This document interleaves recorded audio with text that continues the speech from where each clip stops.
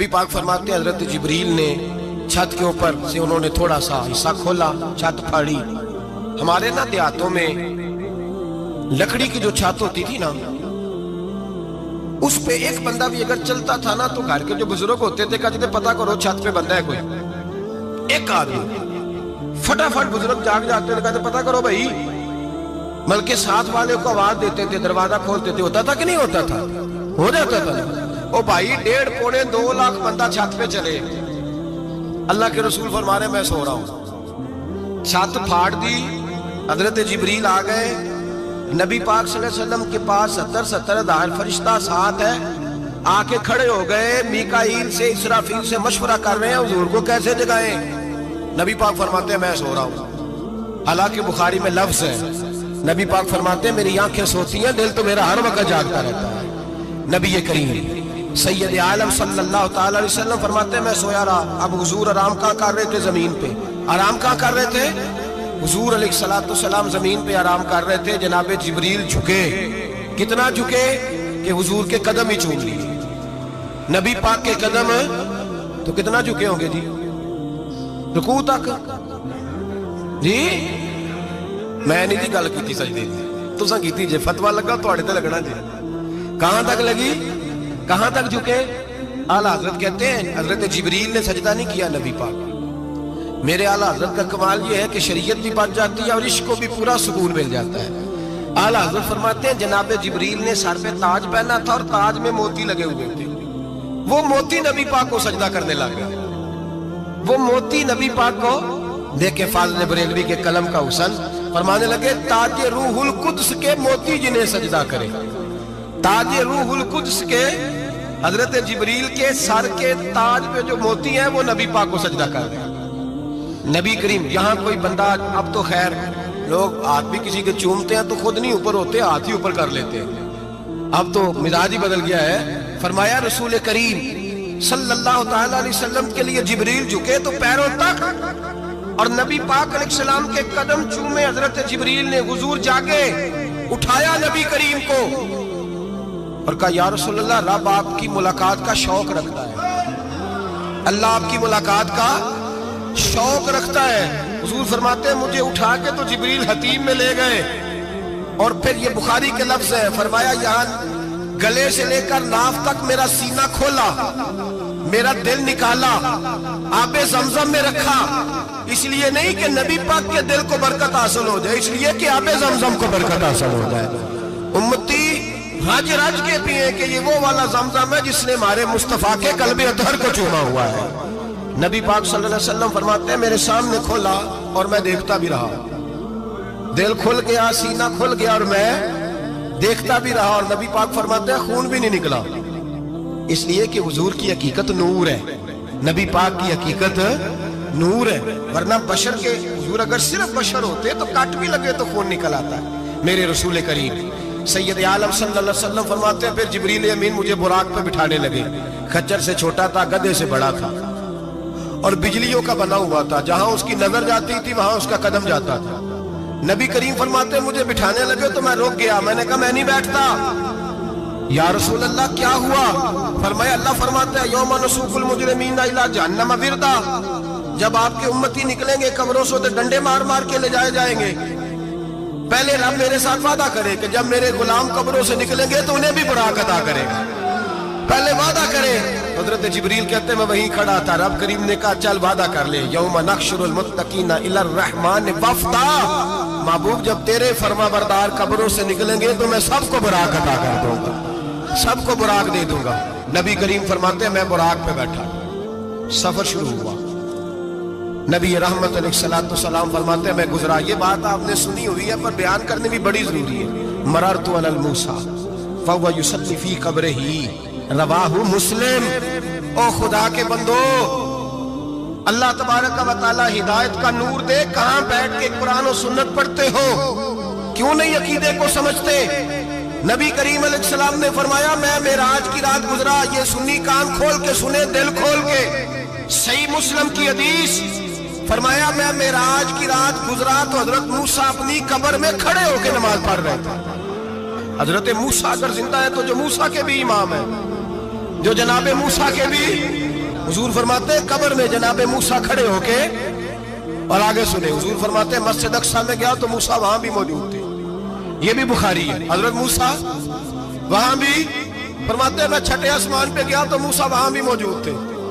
دسو کتے نے حضرت موسیٰ قبر میں تھے کہ مسجد اقصی میں؟ لو کڈو مسئلہ، کتے سن قبر میں تھے کہ نہیں؟ قبر خالی جدو نکلے نہیں، پچھو خالی، قبر میں تھے کہ نہیں؟ مسجد اقصی میں چھٹے آسمان پہ۔ عجیب بات ماری گئی ہے، کہتے ہیں جی اگر نبی پاک روضے میں ہے تو یہاں کیسے دیکھتے ہیں، یہاں دیکھتے ہیں تو وہاں کیسے دیکھتے ہیں؟ ہم کہتے ہیں حضرت موسیٰ جن کا کلمہ پڑھنے کے لیے منت کرے رب کی بارگاہ میں کہ مجھے غلام بنا لے اپنے مصطفیٰ کا، یہ شان ہے ان کے غلاموں کی، تو سرکار کا عالم کیا ہوگا؟ حضور فرماتے ہیں پھر میں آگے بڑھا، مسجد اقصی میں پہنچا، سارے نبی اکٹھے تھے، میں بھی پہنچ گیا۔ نبی پاک فرماتے ہیں حضرت جبریل نے اذان پڑھی، بڑا پیارا موضوع، اور یہ وہ والا موضوع ہے جس پہ اللہ بھی فرماتا ہے سبحان اللہ جی۔ کیا فرماتا ہے اللہ؟ کہنا ذرا، اور سب کا اپنا اپنا ذوق ہے نا۔ ہمارے استاد فرمایا کرتے تھے جب نبی پاک ساجد حج کے معراج کی رات چلے تو اللہ نے کہا سبحان اللہ۔ کیا فرمایا ہے؟ میں تو ان کا دیا کہتے نہیں اچھی آنکھوں پر جتنے اللہ آنکھیں ہوتے تھے آنکھنا چاہیے نا۔ کیا کہا اللہ کریم نے؟ محبوبہ سبحان اللہ، سبحان الذی اسریٰ بعبدہ۔ نبی کریم صلی اللہ تعالی وسلم فرماتے ہیں مسجد اقصی میں پہنچا، اور جب میں پہنچا نا سارے نبی بیٹھے تھے۔ حضور فرماتے ہیں جبریل امین نے نا اذان پڑھی تو میرے حاشیے میں بھی نہیں تھا کہ میں جماعت کراؤں گا۔ یہاں لوگوں کو شوق ہوتا ہے نا آگے آگے کہا میرے حاشیے میں بھی نہیں تھا کہ میں جماعت، میں تو پیچھے تھا، میرا دل تھا موسیٰ کرائیں گے، عیسیٰ کرائیں گے، ابراہیم خلیل اللہ کرائیں گے، یا حضرت آدم علیہ السلام سب کے باپ ہیں وہ کرائیں گے۔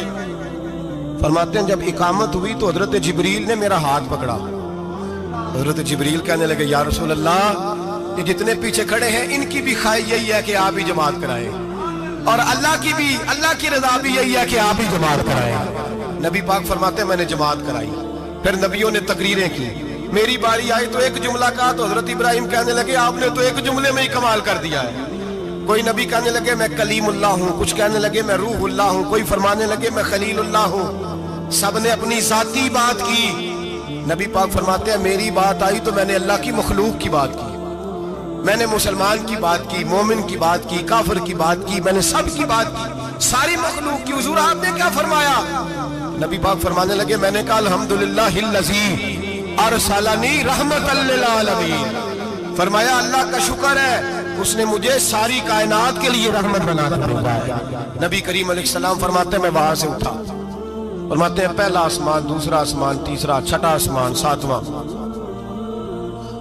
آسمان پہ بیت المعمور ہے، مومنوں کا کعبہ بیت اللہ زمین پہ، اس کے بالکل سیدھ میں ساتویں آسمان پہ بیت المعمور فرشتوں کا کعبہ ہے۔ میں وہاں گیا تو فرشتے کہنے لگے مولا اپنے حبیب سے کہہ 2 رکعتیں ہمیں بھی پڑھا دے۔ 2 رکعتیں نبی پاک فرماتے ہیں 2 رکعتیں میں حتیم میں کعبے میں پڑھ کے گیا، پھر 2 رکعتیں مسجد اقصی میں پڑھی، پھر 2 رکعتیں میں نے بولیے 2 رکعتیں بیت المعمور میں کس کو پڑھائی؟ فرشتے کون ہیں؟ بولے تو جو نوریوں کے بھی امام ہیں۔ مولوی صاحب بڑے پریشان ہو جائے، کہتے نور نہ آکھو۔ میں کہ نیریا تینوں کی تکلیف ہوتی ہے، تیرے اندر بھاری اندھیرا ہے، کیا تکلیف ہوتی ہے تجھے نور حضور کو کہنے میں؟ کس چکر میں تو الجھ گیا ہے؟ جس نے ساری کائنات کو نور دے دیا اس کو نور نہ کہے، جس کی برکت سے اللہ ہر ایک والا حضرت فرماتے ہیں لا مکان تک اجالا ہے جس کا وہ ہے، ہر مکان کا اجالا ہمارا، ہر مکان کا اجالا، یہ دنیا میں جتنی بھی روشنی ہے یہ میرے رسول کے نور کی برکت سے روشن ہے۔ وہ کس قسم کی باتیں کرتا ہے؟ نبی کریم صلی اللہ تعالی علیہ وسلم فرماتے ہیں فرشتوں کی میں نے جماعت کرائی۔ اچھا جی نماز کس دن فرض ہوئی؟ فرض کس دن ہوئی؟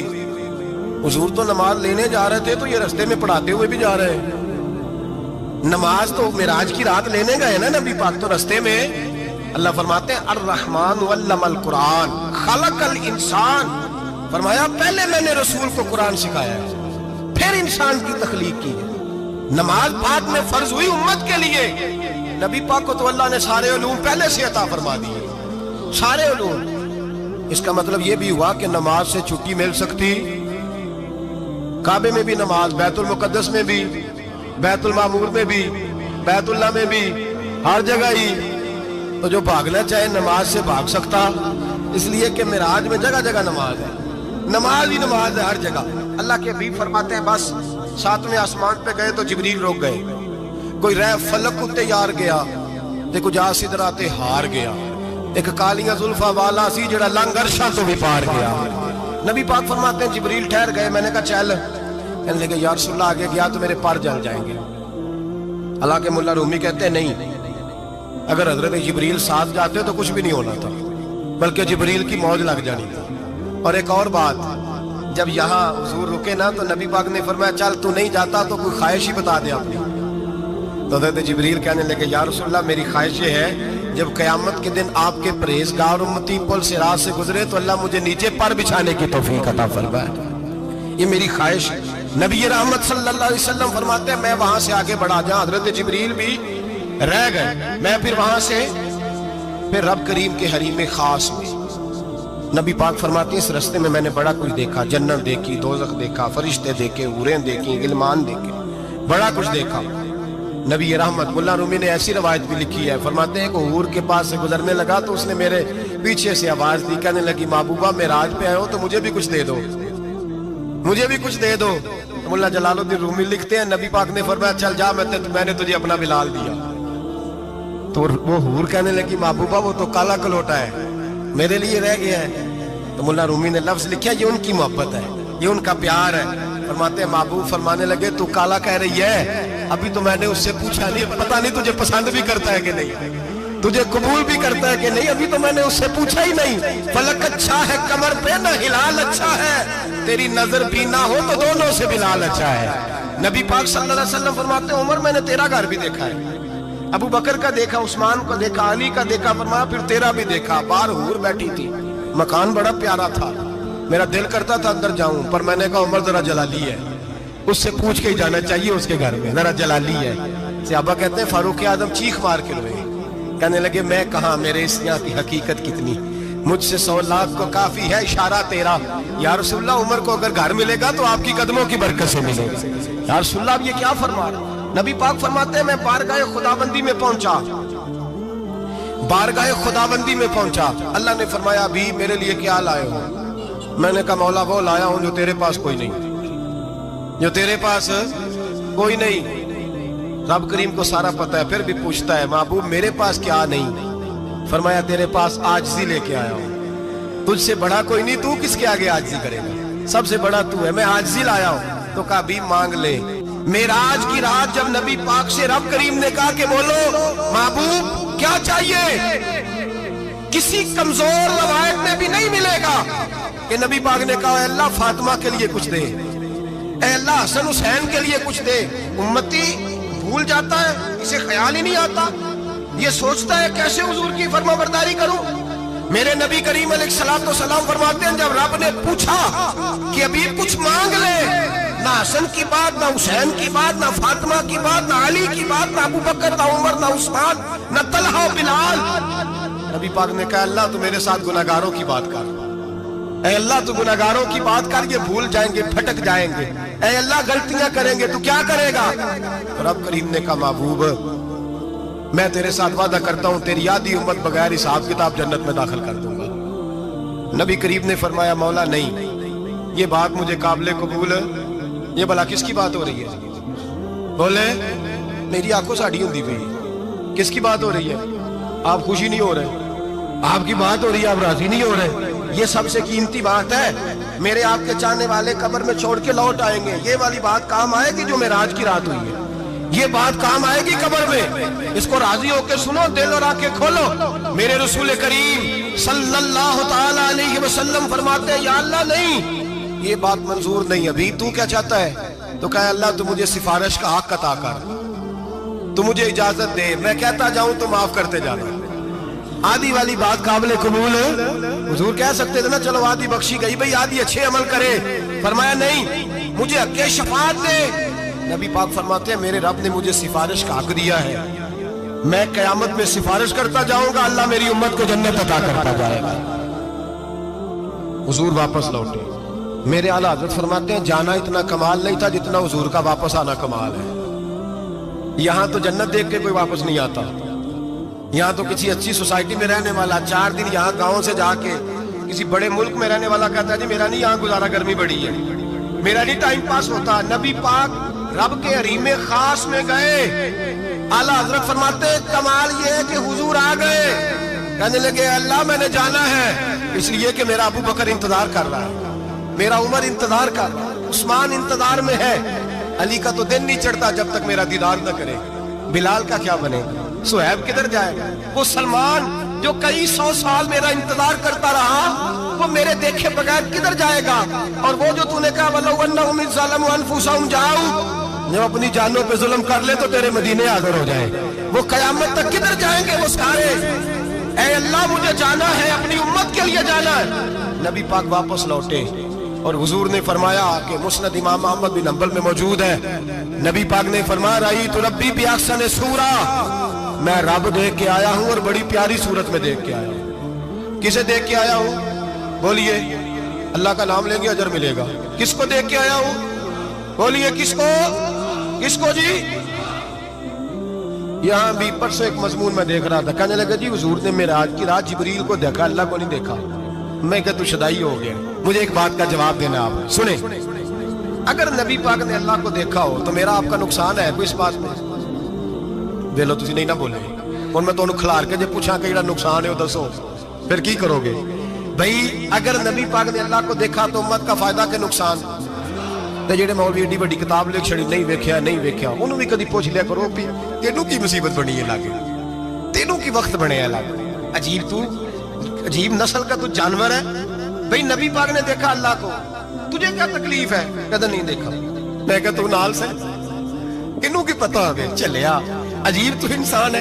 اتنی موٹی کتاب لکھ دی کہتا جبریل کو دیکھ کے آ گئے. میں نے کہا جبریل تو روز وہاں کھڑے ہوتے تھے تیرے رسول پہ، وہ تو وہاں کھڑے ہوتے تھے روزانہ آئے ہوتے تھے، ان کو دیکھنے جانا تھا. پڑھ مسند امام احمد بن حنبل میں حضرت عبداللہ ابن عباس کیا کہتے ہیں؟ کہتے ہیں رأیت ربی بأحسن صورہ، نبی پاک فرماتے ہیں میں نے رب بڑی حسین صورت میں دیکھا ہے. حضرت انس بن مالک فوراً اٹھ کے کھڑے ہو گئے. اس کے اگلی بات سنو، حضرت انس بن مالک رضی اللہ تعالیٰ عنہ کہنے لگے یا رسول اللہ اکیلے دیکھا ہو؟ میں نے بھی دیکھنا ہے، میرا بھی دل کرتا ہے. وہ بولے تو باقی بھی بول پڑے، کہنے لگے بابو باتو اکیلا ہی دیکھا ہے. وَإِذَا سَأَلَكَ عِبَادِي عَنِّي فَإِنِّي قَرِيبٌ، حضور ہمارا بھی دل کرتا ہے. مسند امام احمد بن حنبل میں لفظ ہے مدینے کے محبوب بولے اور بول کے کہنے لگے تم نے بھی دیکھنا ہے؟ حضور دیکھنا ہے. فرمایا من رآنی فقط رآی الحق، تم سارے مل کے مجھے دیکھو، جس نے مجھے دیکھ لیا اس نے رب دیکھ لیا ہے، جس نے مجھے دیکھ لیا اس نے دیکھ لیا ہے.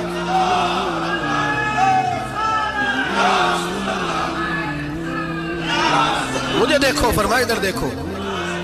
اب بڑی شان والا، بڑی شان والا، بڑی شان. نبی کریم صلی اللہ علیہ وسلم اور پھر بریلی کے امام بولنے کہنے لگے باخدا خدا کا یہی ہے گھر، نہیں اور کوئی مفر مکر، جو وہاں سے ہو یہی آتے ہو، جو یہاں نہیں تو، جو یہاں نہیں تو وہاں نہیں، جو یہاں نہیں تو جو یہاں قبول نہیں وہاں بھی قابل قبول. فرمایا تم مجھے دیکھو نا، جسے مجھے دیکھ لیا اس نے رب دیکھ لیا. مجھے دیکھو جس نے دیکھنا ہے میرے حبیب کریم علیہ السلام. فرماتے ہیں جب میں رب سے ملا تو اللہ نے اپنا دست مبارک میری پشت پہ رکھا. سیاستہ ترمذی شریف کہنے میری کانڈ دے پیر دا ہاتھ تھے، مرشد دا ہاتھ تھے. نبی پاک فرماتے ہیں میری پشت پہ اللہ کا ہاتھ ہے. رب کریم نے میرے کندھوں کے درمیان ہاتھ رکھا اور میں نے ٹھنڈک دل میں محسوس کی. فَعَلِمْتُ مَا فِي السَّمَاوَاتِ وَمَا فِي الْأَرْضِ، حضور فرماتے ہیں پھر میں نے جان لیا جو کچھ زمینوں میں تھا اس کا علم بھی آ گیا، جو آسمانوں میں تھا اس کا علم بھی. اللہ نے پھر علوم کی کنجیاں میرے ہاتھ میں دے دی. مسجد نبی کے منبر پر بیٹھ کر جناب عمر کہتے ہیں پھر آمنہ کے لال نے اعلان فرمایا جس نے جو پوچھنا ہو پوچھے، میں یہاں بیٹھ کے بتاؤں گا. معراج کی رات کنجیاں دے دی رب کریم نے غیب کی. اور اعلیٰ حضرت بول پڑے کہنے لگے اور کوئی غیب تجھ سے نہا ہو بلا جب خدا ہی نہ چھپا رہا. کہنے لگے سب سے بڑا غیب تو اللہ ہے، تو جس نے اللہ ہی دیکھ لیا ہے اس سے پیچھے کیا رہ گیا ہے. رسول کریم صلی اللہ علیہ وسلم واپس لوٹے. نمازیں کتنی لائے؟ بولے سارے. رہ کتنی گئی؟ کیویں پتہ ہے نا؟ تو دسو مسئلہ کیویں؟ حضرت موسیٰ نے مدد کی تھی تے غیر اللہ دی مدد تے بندہ کافر ہو جاتا ہے. مدد کنے کی ہے جی؟ اسی تو نہیں پاجی دے پوریاں 50 پڑھنیاں، اسی اللہ تو علاوہ کسی دی مدد دے قائل ہے؟ اسی کنیاں پڑھنیاں نے؟ انہاں دی لاؤ ڈیوٹی ہے جنہاں روز فتویٰ کڈیا ہے، ہر جمعے 3600 بندہ مشرک، ہر جمعے 2-2.5 کروڑ بندہ کافر، جنہیں داتا صاحب کو مدد مندی ہو بھی کافر، چندہ پاوے سارے زمانے کو مانگتے پھر کھلا لی ترلے لیندے پھر تے یا رسول اللہ کہنے اللہ مشرک۔ ڈرو اللہ سے، حیا کرو، کس طرح کی زندگی گزار رہے ہیں؟ بخاری مسلم دونوں میں صحیح سند کے ساتھ روایت ہے، نبی پاک فرماتے ہیں میں تو 50 لے کے آ گیا تھا، جو رب کا حکم سر تسلیم خم ہے جو مزاج یار میں آئے، لے کے آیا تھا، رستے میں کون ملا؟ بولے انہاں کیا حضور انہاں نیچے پڑھنیاں، میں تجربہ کیتا جی واپس جائیں گے۔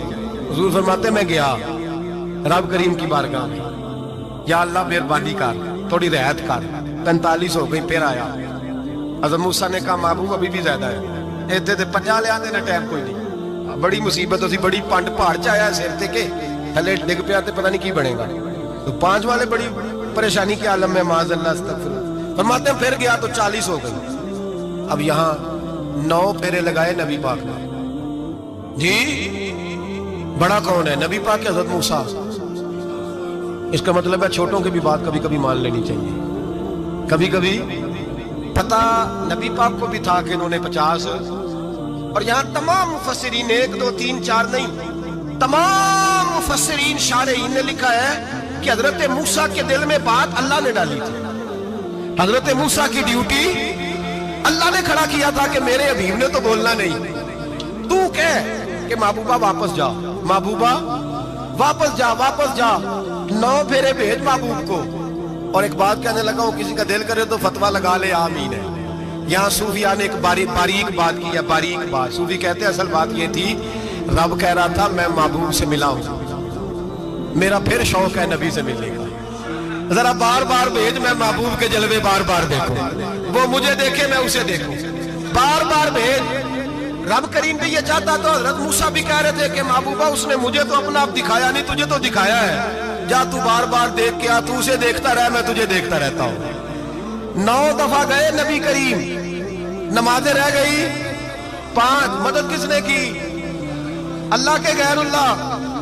حضرت موسیٰ حیات ظاہری میں کہ انتقال کر چکے، کہنے نے جیندے کو نہ مانگ لو، موئے کو نہ منگیا جی، اور ڈرو اللہ سے۔ حضرت موسیٰ اس وقت حیات ظاہری میں تھے کہ وفات پا گئے تھے، مدد کی کہ نہیں؟ یار ہم لوگ کوئی پاگل ہیں کہ بلا وجہ کا عقیدہ گھڑ دیں گے؟ عجیب بات ہے۔ ہمارا موقف یہ ہے کہ نبی کریم سید عالم علیہ السلام کی قبر پہ جا کے تو سلام کہے، حضور کو یاد رہتا ہے، اور نبی پاک تیرا سلام نوٹ کرتے ہیں، اور قیامت کے دن تیری مدد اصل کس کی ہے؟ اللہ کی۔ اصل مدد کس کی؟ پیسے کون دیتا ہے؟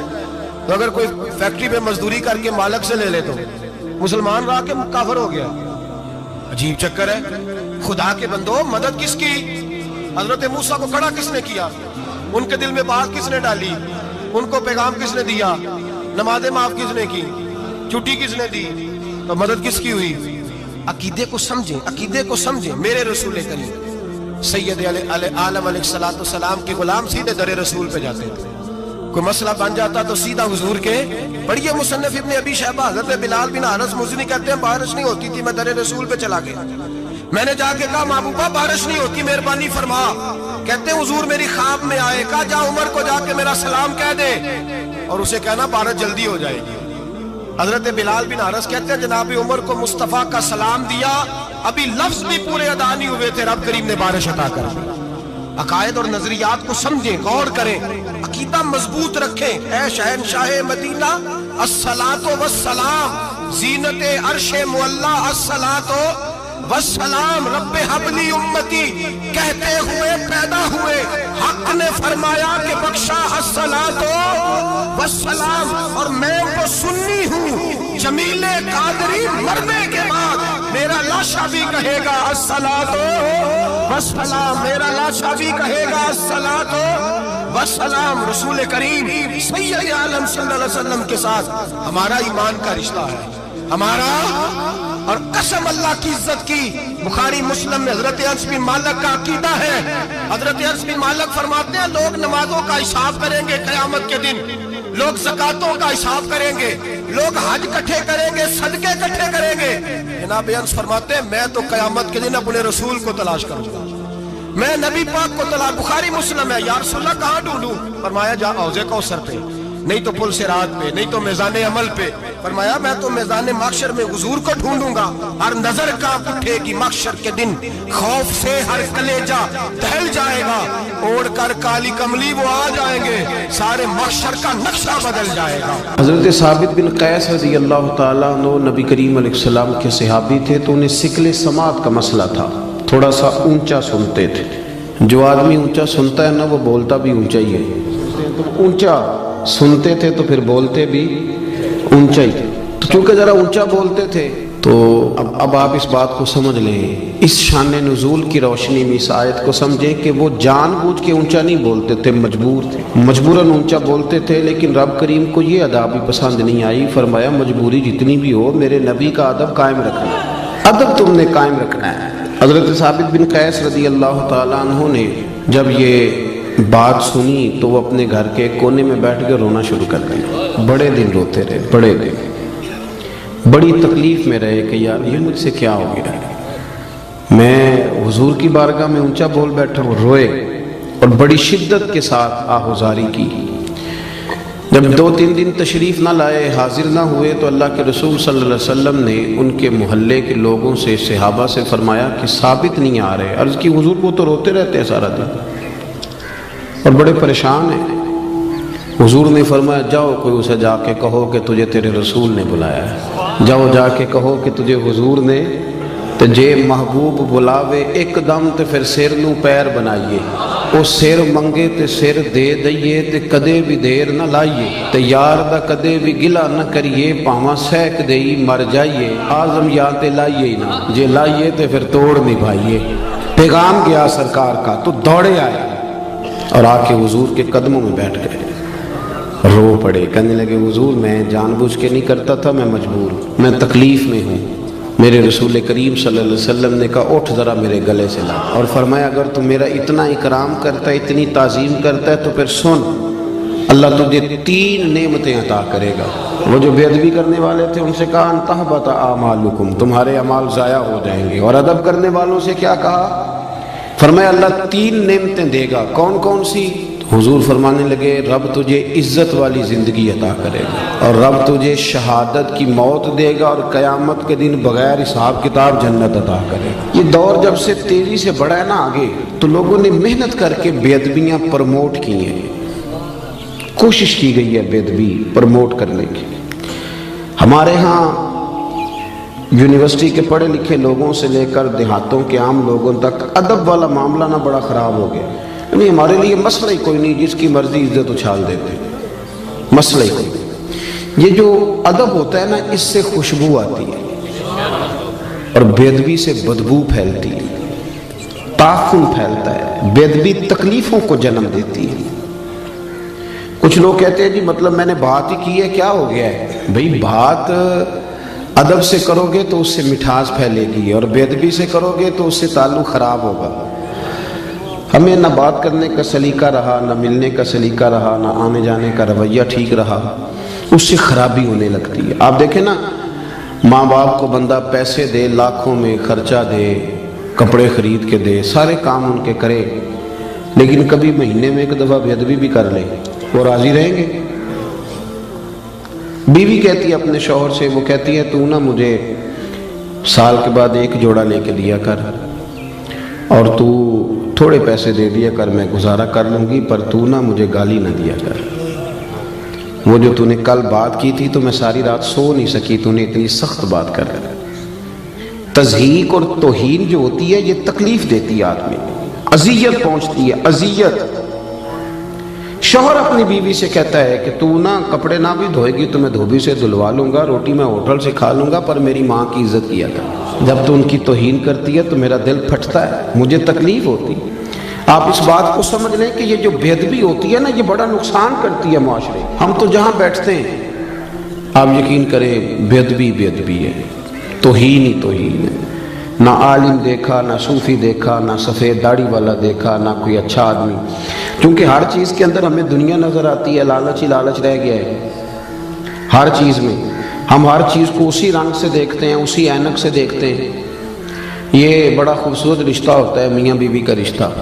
یہ وہ واحد رشتہ ہے جسے اللہ تعالیٰ نے اپنی نشانیوں میں سے نشانی قرار دیا ہے۔ ان میاں بیوی کے سبب سے اولاد آئے گی، ان کے بچے ہوں گے، یہ سارا اخلاص والا رشتہ تھا، پر اس میں بھی لالچ آ گیا۔ لڑکی والے دیکھتے ہیں کہ لڑکا کیا کماتا ہے، اوپر کی کمائی کتنی ہے معاذ اللہ، اور لڑکے والے بھی پوچھتے ہیں لڑکی کیا لے کے آئے گی۔ تو جب یہاں بھی لالچ آئے گا، مادیت آئے گی، تو حسن ضائع ہوگا، اخلاص ضائع ہوگا۔ پھر جب وہ ڈیمانڈ پوری نہیں ہوگی پھر توہین ہوگی۔ کبھی بھی بے ادبی نہ کریں کسی جگہ بیٹھ کے۔ حدیث پاک سنیں، بخاری مسلم میں مشکات میں موجود ہے، حضرت ابو ہریرہ راوی ہیں، نبی کریم صلی اللہ علیہ وسلم نے فرمایا جس نے 3 لوگوں کی عزت کی، بہت بڑے جملے حدیث کے، بہت بڑے، ذرا غور کرنا۔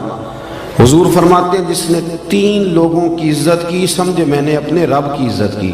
اللہ کرے آپ کو سمجھ آئے۔ دیکھیں حضور نے کتنی بڑی بات کر دی، فرمایا جس نے ان 3 کی عزت کی، سمجھے میں نے اپنے رب کی عزت کی۔ وہ 3 لوگ کون ہیں؟ تو حضور نے فرمایا جس نے سفید داڑھی والے مسلمان کی عزت کی، عالم نہیں، مفتی نہیں، صوفی نہیں، درویش نہیں، خالی مسلمان ہو، داڑھی سفید ہو۔ فرمایا جس نے سفید داڑھی والے مومن کی عزت کی، جس نے عدل کرنے والے بادشاہ کی عزت کی، اور حضور فرماتے ہیں جس نے قرآن پاک کے عالم کی عزت کی، وہ سمجھے میں نے اپنے رب کا احترام کیا ہے۔ لیکن ادب نہ کام تھوڑا مشکل ہے۔ یہ جو لوگ بہانے بناتے ہیں نا کہ آج کل کامل بندہ ہی کوئی نہیں، اچھا بندہ ہی، شریف آدمی کوئی نہیں، یہ اصل میں نا بیچارے مجبور ہیں، ان سے ادب ہوتا ہی نہیں۔ ادب اتنا آسان کام ہوتا تو پھر ابو جہل بھی نہ کر لیتا، عقل تو اسے بھی ساری تھی۔ ادب ایک خاصا مشکل کام ہے، اس کے لیے نا پھر ہم بہانے تلاش کرتے ہیں، ڈھونڈتے ہیں، کہانیاں بناتے ہیں، کہانیاں۔ ایک جگہ پہ میں بیٹھا تھا چند دن ہوئے، تو وہاں کچھ لوگ نا علماء کے بارے میں کچے کمزور، اور کسی مولوی کے سامنے بندے اس لیے بھی کسی کی توہین کرتے ہیں کہ اسے بتایا جائے کہ تم چنگا ہے باقی کوئی بھی نہیں چنگا۔ حالانکہ اس طرح کے بندے بڑے سیانے ہوتے ہیں، وہ جب یہاں سے اٹھ کے جاتے ہیں تو دوسرے کو بھی یہی سٹوری سناتے ہیں، جا کے وہ بڑے تیز ہوتے ہیں۔ تو میں نے کہا یار چھوڑیں، آپ ایک بہترین عالم کے بارے میں اس طرح کی باتیں کیوں کر رہے ہیں؟ کہتے پیسے بڑے لیندہ جی، 40,000 روپیہ مانگتا ہے۔ تو میں کہ کیوں دیندے ہو؟ آپ مجھے ایک بات بتائیں، جو چیز مارکیٹ میں بکے نہ اس کا کوئی خریدار ہوتا ہے؟ بنتی چیز تب ہے جب اسے کوئی خریدتا ہے۔ ہم نے پہلے مارکیٹیں بنائی ہیں، بندے خریدنے شروع کیے ہیں، پیسے دینے شروع کیے ہیں، بندے خراب کیے ہیں، پھر ہم نے تنقید کرنی شروع کر دی۔ آپ نہ خریدیں وہ مال خود بخود نہیں بکے گا، خریدتے ہیں اس کے بعد توہین کرتے ہیں۔ توہین نہیں کریں، اس سے تعفن پیدا ہوتا ہے، یہ نظریہ ٹھیک نہیں۔ آپ اکرام کریں، احترام کریں، ادب کریں۔ ادب بڑا حسن ہے، ادب بڑا وقار ہے، ادب سے انسان کے اخلاق کا پتہ چلتا ہے، ادب کے ساتھ اس کی سیرت چمکتی ہے، ادب کے ساتھ بہت ساری چیزیں ایسی ہوتی ہیں جو نکھر کے باہر آتی ہیں۔ آپ اکرام کریں، آپ احترام کریں۔ حضرت ابو درداء رضی اللہ تعالیٰ عنہ فرماتے ہیں نبی کریم صلی اللہ علیہ وسلم کی بارگاہ میں حاضر ہوا، سرکار دو عالم صلی اللہ علیہ وسلم کے چہرے پر میں نے کچھ ناراضگی دیکھی۔ تو میں نے کہا حضور آپ ناراض ہیں؟ تو حضور نے فرمایا ہاں، مجھے تمہارے ایک فعل نے ناراض کیا ہے۔ تو حضرت ابو درداء کہتے ہیں میرے تو پیروں تلے زمین ہی نکل گئی، حضور ناراض ہو گئے۔ تو میں نے عرض کی یا رسول اللہ صلی اللہ علیہ وسلم مجھ سے کیا غلطی ہوئی؟ تو حضور نے فرمایا ابو درداء آج تم گلی میں چل رہے تھے؟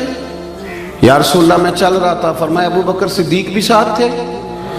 حضور وہ بھی ساتھ تھے۔ فرمایا تم نے سوچا ہی نہیں، تم میرے ابو بکر کے آگے آگے چل رہے تھے، تم نے یہ غور ہی نہیں کیا، تم ابو بکر صدیق کو پشت کر کے چل رہے تھے۔ اور پھر حضور نے فرمایا ابو درداء سن لو، نہ کسی پہ سورج غروب ہوا نہ طلوع ہوا جو میرے ابو بکر صدیق سے افضل ہو۔ اگر آپ اکرام ہی نہیں کرتے، آپ احترام ہی نہیں کرتے، آپ کا مزاج ہی نہیں، تو پھر دیکھیں نا بات اتنی پھیلی ہے کہ بندے کو بیچارے کو منہ دھونے کا پتہ نہیں، اسے لفظ بھی سیدھے نہیں بیان کرنے آتے، اور وہ تبصرہ کرتا ہے صحابہ پر، اہل بیت پر، ان لوگوں پر تبصرہ کرتا ہے جن کے نام بھی وضو کر کے لینے چاہیے، وہ ان کی بات کرتا ہے جن کے بارے میں انسان کو بڑا سوچ سمجھ کے بات کرنی چاہیے، بڑا اس کا لب و لہجہ ٹھیک ہونا چاہیے، بڑا درست ہونا چاہیے۔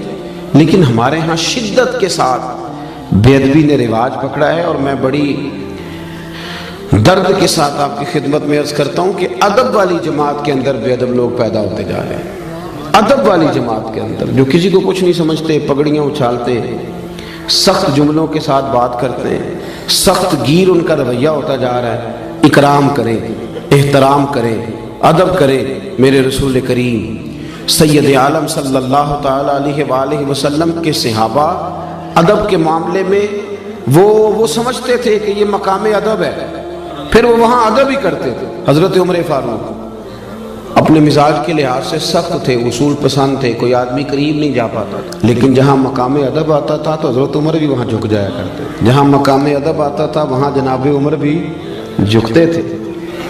एक दिन ना सहाबा किराम ने मस्जिद में बैठ के ये मीटिंग की कि यार हज़रत नबी रहमत अलैहिस्सलाम के ज़माना मुबारक में तो बज़ाहिर गुर्बत थी, हज़रत अबू बकर सिद्दीक़ के दौर में भी इस्लाम पर ज़्यादा वुस्अत नहीं हुई थी। अब तो अल्लाह ने खोल दिया बड़ा कुछ, अब तो लाखों का माल आ रहा है, बेहिसाब दिनार आ रहे हैं, पर उमर फारूक का कुर्ता वही फटा पुराना। आपको पता है ना, पैसे आ जाए तो बाल भी मशवरा देने लग पे देने के बाद ही दौर बदल गया है। तो कहा जनाब वही फटा पुराना कुर्ता, और फिर 50-50 हज़ार दिनार हज़रत उमर के हिस्से में आए हैं। जब बदरी सहाबा को ताइफ मिले तो उमर मस्जिद से निकलते हैं तो घर जाने तक सारे पैसे बांट देते हैं। तो उमर से कहना कुर्ता ही बदल ले। ये मस्जिद में मीटिंग हो गई, तय हो गया, कहना है जी, कहना है, कहना चाहिए, कहना चाहिए। एक सहाबी बोले, कहने लगे कहना तो चाहिए, पर वो शेर भी बताओ जो उमर से बात करेगा, कोई बंदा जो हज़रत उमर से बात करे वो भी बताएं। तो सहाबा कहने लगे एक बंदा है, वो कहेंगे तो उमर मान जाएंगे। वो कौन है? कहा मौला अली शेर खुदा करमल्लाहु ताला वजहुल करीम। इनकी बड़ी कुर्बतें हैं, आपस में बड़ा प्यार है। अली कहेंगे तो उमर मान जाएंगे। इकट्ठे होकर जनाब मौला अली शेर खुदा से अर्ज़ की कि आप हज़रत उमर से कहें कि कुर्ता बदल लें। हज़रत अली कहने लगे बात तुम्हारी ठीक है, और ये भी ठीक है कि उमर मेरा बड़ा हया करते हैं, और ये भी ठीक है कि जैसे मैं कहूँगा वैसे वो कर लेंगे, पर कोई और बात होती तो मैं कह देता, ये वाली बात मैंने भी कोई नहीं कहनी। ये मैं उमर की तबीयत को, मिजाज को, उनकी मैं जानता हूँ रूह की ग़िज़ा क्या है, ये नहीं मैंने बात करना। उन्होंने कहा जी फिर क्या मतलब हुआ कि उमर फारूक से कोई बात कर ही नहीं सकता? तो हज़रत अली कहने लगे ऐसी भी बात कोई नहीं, मैं तुम्हें एक हस्ती बताता हूँ, वो जैसे कहेंगी उमर वैसे करेंगे। कहा वो कौन? तो जनाब अली कहने लगे सैयदा आयशा सिद्दीक़ा। हज़रत आयशा सिद्दीक़ा उम्मुल मोमिनीन है, मोमिनों की माँ है, वो जैसे कहेंगी उमर वैसे ही करेंगे। देखिए ना, हज़रत उमर फारूक अमीरुल मोमिनीन है, वैसे भी उमर में बड़े थे सैयदा आयशा सिद्दीक़ा से, लेकिन पैगाम गया हज़रत आयशा का। सहाबा ने जाकर हज़रत आयशा सिद्दीक़ा से कहा कि आप बात करें, तो आपने पैगाम भेजा, फरमाया बिल्कुल कहना चाहिए उमर से कि कुर्ता बदल ले। वैसे भी सरकार दो आलम अलैहिस्सलाम का फरमान मौजूद है कि अल्लाह ताला नेमत दे तो उसका असर देखना पसंद करता है, तो कहना चाहिए। कहते हैं जनाब आयशा सिद्दीक़ा रज़ी अल्लाह ताला अन्हा ने पैगाम भेजा हज़रत उमर को। कैसर व किसरा के बादशाह बुलाते थे तो फरमाते थे जाओ दौड़ जाओ, मेरे पास टाइम नहीं। लेकिन जनाब आयशा सिद्दीक़ा का जब पैगाम गया तो हज़रत उमर ने 1 मिनट नहीं लगाया। तो यार ज़रूरी है कि हर जगह गर्दन अकड़ के बंदा चले। 1 मिनट में पहुंचे। हज़रत अनस बिन मालिक कहते मैं देख रहा था पर्दे के पीछे अत्तहियात की हालत में बैठ कर, और कहने लगे अम्मा जी हुक्म हो मेरे लिए, हुक्म हो मुझे फरमाया जाए, मैं हाजिर हो, मैंने देर तो नहीं की। तो जनाब आयशा सिद्दीक़ा रज़ी अल्लाह ताला अन्हा कहने लगी नहीं आप वक्त पे आए। तो फरमाने लगे मैं तो बड़ा खुशकिस्मत हूँ ना, मुझे नबी पाक के घर से पैगाम गया है। हमारा ना आहिस्ता आहिस्ता रवैया आहिस्ता आहिस्ता लोगों का ख़राब होता जाता है। हम अपनी मर्ज़ी से बोलते हैं, अपनी मर्ज़ी से चलते हैं, हमारा तरीक़ा का। और कुछ अदब सिखाने वाले वो भी बड़े अनोखे हैं, उन्होंने अदब सिखाया मुरीदों को, पर ये कहा है कि सिर्फ मेरा ही करना, इसके अलावा किसी और का। ये भी बहुत बड़ा रट्टा है, अदब करना तो सिर्फ मेरा करना। ये तो आपने कैद कर दिया लोगों को, ये आपने अदब नहीं सिखाया, ये तो आपने अपना तवाफ़ करने का तरीका बतलाया। हज़रत उमर फ़ारूक हाजिर खिदमत हैं, अत्तहियात की हालत में बैठे हैं। जनाब आयशा सिद्दीक़ा रज़ी अल्लाह ताला अन्हा फरमाने लगी ए उमर फ़ारूक, सहाबा की ख्वाहिश है कि आप नया कुर्ता पहने, बड़े बड़े सफ़ीर वज़ीर आपसे मिलने आते हैं। तो हज़रत उमर ने गर्दन झुका दी। अम्मा जी जैसे हुक्म होगा मैं करूँगा, आप हुक्म करें मैं करता हूँ। जनाब सैयदा आयशा सिद्दीक़ा रज़ी अल्लाह ताला अन्हा ने कहा कि ठीक है आप कल नया कुर्ता बनवा के पहने। अम्मा जी ठीक है, एक बात करने की इजाज़त है, تو جناب عائشہ صدیقہ رضی اللہ تعالیٰ عنہ فرمانے لگی کیجئے، تو حضرت عمر فرمانے لگے اماں جی یہ جو میں نے کرتا پہنا ہوا ہے نا جس کو پیوند لگے ہوئے ہیں، یہ میں حضور کے زمانے میں بھی پہنتا تھا، یہ میں ابو بکر صدیق کے زمانے میں بھی پہنتا تھا، میں اسی حال میں ان کے ساتھ رہا، میں نے اسی طرح ان کے ساتھ وقت گزارا، یہی میرا انداز رہا، اور اسی طرح ہم اکٹھے بیٹھتے تھے، یہ میری یادیں ہیں، یہ میرا رنگ ہے، یہ میرا اصل ہے، اور کچا رنگ لاری والا جڑا چڑھدا لیندا رہندا، اے عشق تیرے دا رنگ محمد چڑھ جائے پھر نہیں لیندا، یہ میرا اصل ہے۔ اگر مجھے اجازت دے دی جائے تو نظر ویسے کروں گا میں وہی جو آپ حکم کریں گی۔ جناب عائشہ نے جب یہ بات سنی تو رو پڑی، پلو بھیگ گیا آنسوؤں سے، کہنے لگی عمر آپ جائیں، جیسے آپ کا دل کرے آپ کریں، پر ایک بات میری سمجھ میں آ گئی ہے، رب نے آپ کو بڑا ہی ادب عطا کیا ہے، آپ بڑے اکرام والے۔ آپ یقین کریں وہ جن لوگوں کا بڑا دعویٰ ہے نا ادب کرنے کا، ان کے بھی جملوں سے ادب نظر آتا ہے، عمل سے ادب نظر نہیں آتا۔ وہ پہلے اینک لگاتے ہیں اچھی طرح تنقید کی، اچھی طرح اوپر سے لے کر نیچے تک بندہ پرکھتے ہیں کہ اگر کوئی کمزوری نظر آ گئی ہے تو پہلے میں بچ جاؤں، قریب نہ مجھے جانا پڑے، میں تنقید کروں، پہلے وہ اینک لگاتے ہیں، اور پھر بھی اگر کوئی ان کی پہنچ پہ پورا اتر ہی آئے تو پھر بھی جو ان کا انداز ہے وہ انداز بتاتا نہیں کہ ان کے اندر ادب ہے، تھوڑا سا ترک ہوتا ہے، تھوڑی احتیاط ہوتی ہے، تھوڑا ایک سلیقہ ہوتا ہے، اور بات کرنے میں، چلنے میں، اٹھنے میں۔ حضرت امام مالک رحمۃ اللہ تعالیٰ علیہ کے دروازے پہ کوئی آ کے دستک دیتا تو آپ فرماتے جاؤ پوچھو کو فقہی مسئلہ پوچھنے آیا یا حدیث پاک سننے آیا ہے؟ تو لوگ جا کے پوچھتے، عرض کرتے حضور، وہ کہتا میں نے نبی پاک علیہ السلام کی حدیث سننی ہے، تو امام مالک اٹھتے، پہلے غسل کرتے، پھر جبہ پہنتے، پھر امامہ باندھتے، پھر خوشبو لگاتے، پھر ایک بندہ سامنے بیٹھا، آپ ذرا غور کریں، ایک بندہ سامنے بیٹھا ہے حدیث پوچھنے آیا ہے، تو امام صاحب اس کے ساتھ نہیں بیٹھتے تھے بلکہ ممبر پہ بیٹھتے تھے، بن سنور کے سج کے ممبر پہ بیٹھتے تھے، اور پھر کہتے تھے اب میں تمہیں رسول اللہ کی حدیث سناتا ہوں، اب میں تمہیں حدیث سناتا ہوں، یہ حدیث کا ادب ہے، یہ اس کا اکرام ہے، یہ اس کی تعظیم ہے۔ اپنی طبیعت میں ادب لائیں، بات کریں تو ذرا سنبھل کر، گفتگو کریں تو ذرا سوچ کر۔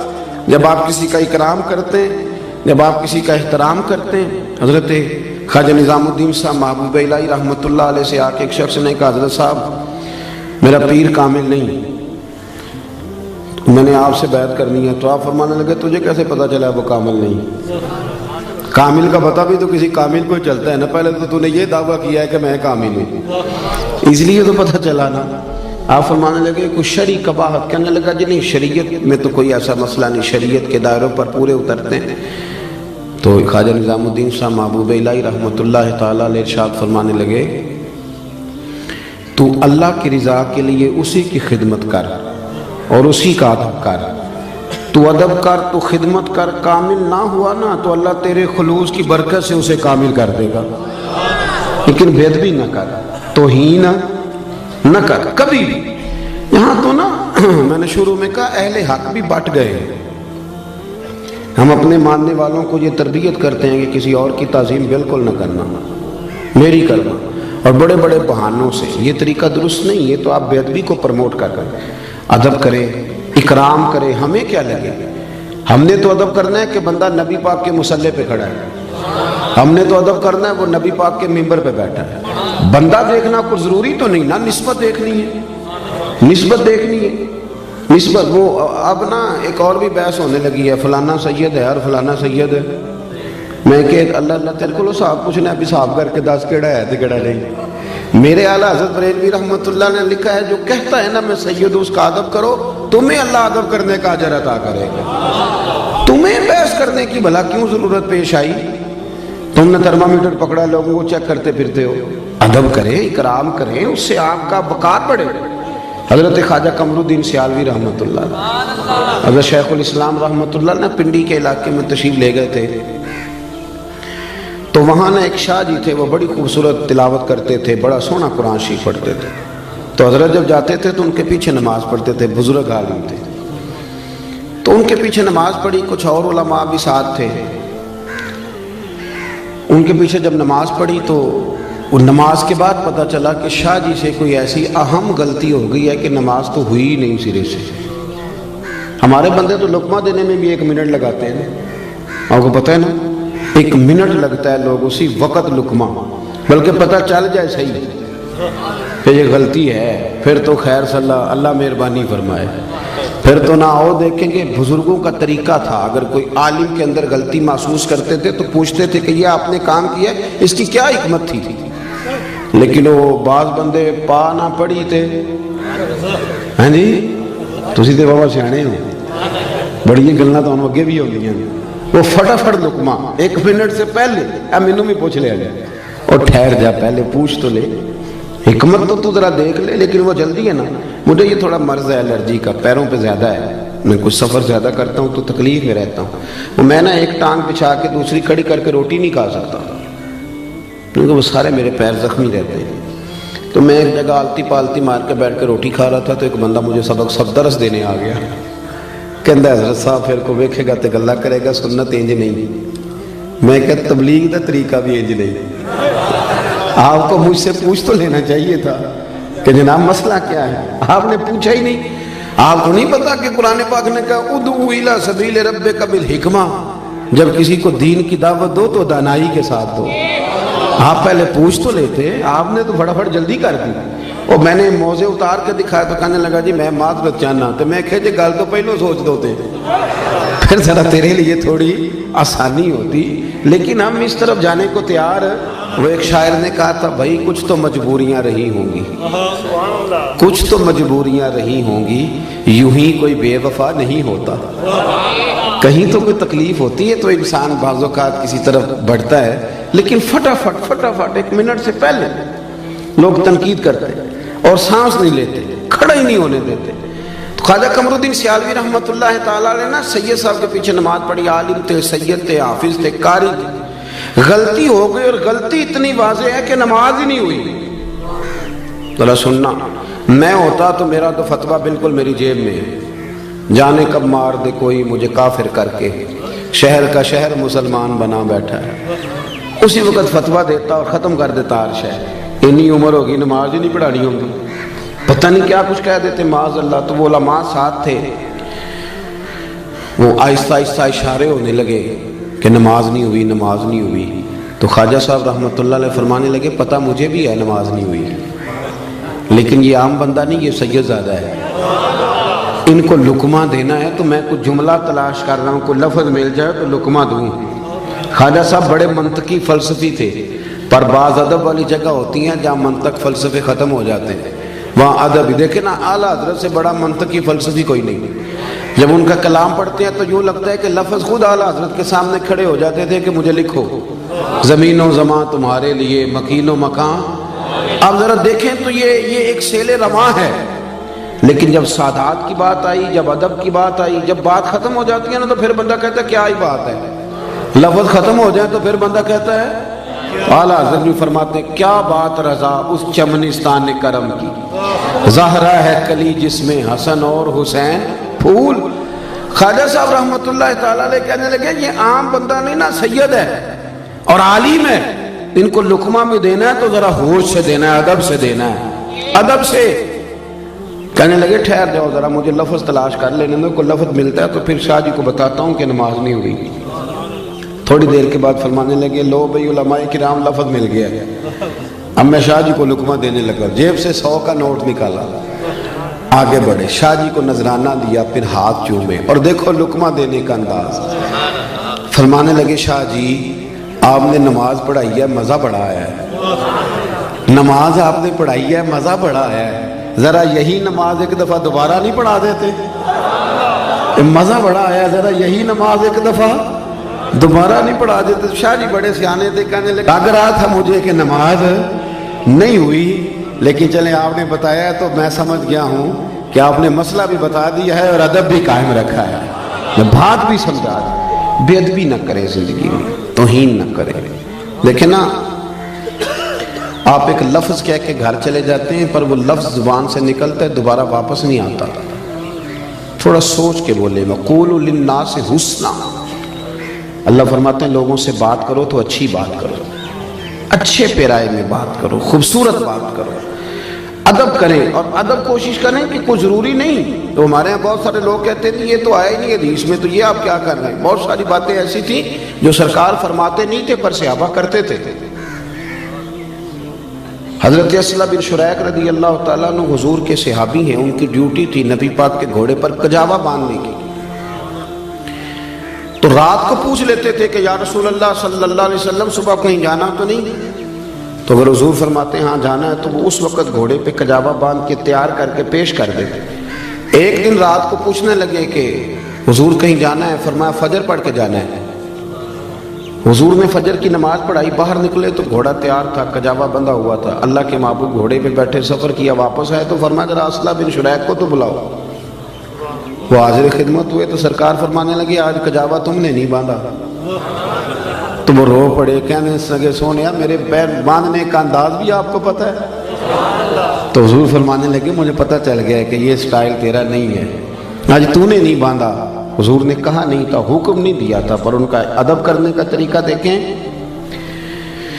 عرض کرنے لگے یا رسول اللہ صلی اللہ تعالیٰ علیہ وسلم، رات کو نا میرے اوپر غسل فرض تھا، جب میں صبح اٹھاؤں تو غسل فرض تھا، اب اگر میں غسل کر کے کجاوا باندھتا تھا تو حکم ماننے میں دیر ہوتی تھی، اور یہ بھی بے ادبی ہے، اور حضور یہ میری غیرت گوارا نہیں کرتی تھی کہ میں نے غسل کرنا ہو اور میں آپ کے گھوڑے کو بھی ہاتھ لگاؤں اور گھوڑے کے کجاوے کو بھی ہاتھ لگاؤں، میں اس کو بھی بے ادبی سمجھتا ہوں، تو پھر میں نے کسی اور کی ڈیوٹی لگائی، کسی اور کی۔ کسی جگہ حکم نہیں تھا کہ تم نے غسل کرنا ہو تو میرے گھوڑے کو ہاتھ نہ لگانا، حکم نہیں تھا، پر وہ سمجھتے تھے کہ پائے نظر ہوش میں آ، یہ کوے نبی ہے، آنکھوں سے بھی چلنا یہاں بے ادبی ہے۔ اپنی زندگی میں ادب کریں اور اکرام کے ساتھ، ادب کے ساتھ۔ علامہ اسماعیل حقی نے لکھا ہے، بس بات ختم کرنے لگا ہوں، علامہ اسماعیل حقی رحمۃ اللہ نے لکھا ہے کہ ایاز کا جو بیٹا تھا نا تو اس کا نام تھا محمد بن ایاز، تو سلطان محمود غزنوی جب اس کو آواز دیتے تھے تو بڑے پیار سے، بڑے میٹھے، اور محمد بن ایاز میری بات سنو۔ ایک دن آواز دی، کہنے لگے ایاز کے بیٹے ذرا آنا، ایاز کے بیٹے ذرا، تو ایاز دوڑ کے حاضر ہوا، کہنے لگا حضور غلام زادے سے کوئی غلطی ہو گئی ہے؟